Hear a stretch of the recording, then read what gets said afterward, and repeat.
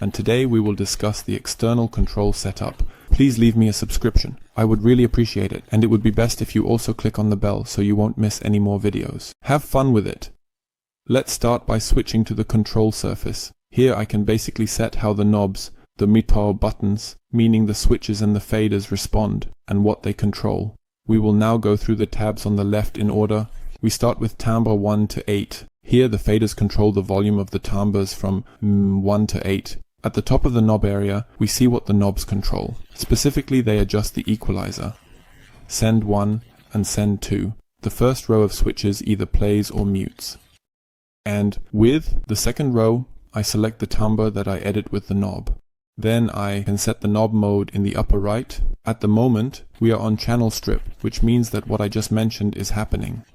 And when I go to individual pan, I control the pan of each individual timbre with the knob modes above. The switches and faders retain their functions as before. What I just forgot is that I can switch the timbre select at the bottom here on the right using the solo button. And then the timbre is no longer selected, but I can set the timbre to solo. The same applies to timbre 9 to 16. Then we have the audio in, where I can control various things. The switches have the same effect as before. I can select whether I want to choose the inputs, USB or digital at the bottom. I can then set the pan and the send at the top, and in the middle the switches are again for muting. Let's switch to the external area. Here I can select what I showed in the last video. On the right side I can select the setup that I have saved in global mode, and then use the controllers to send and control what I have set for channels and CCs externally. It's actually quite simple. Let's go to the real-time Karma tab. Control the Karma module with the controllers.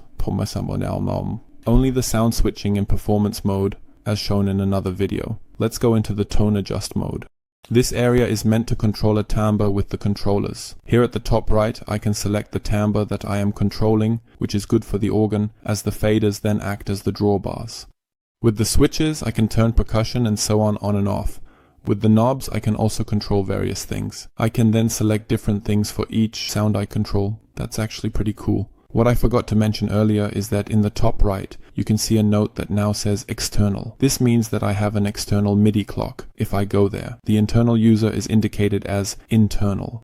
I hope I could help you a little and that you had some fun. Until the next video.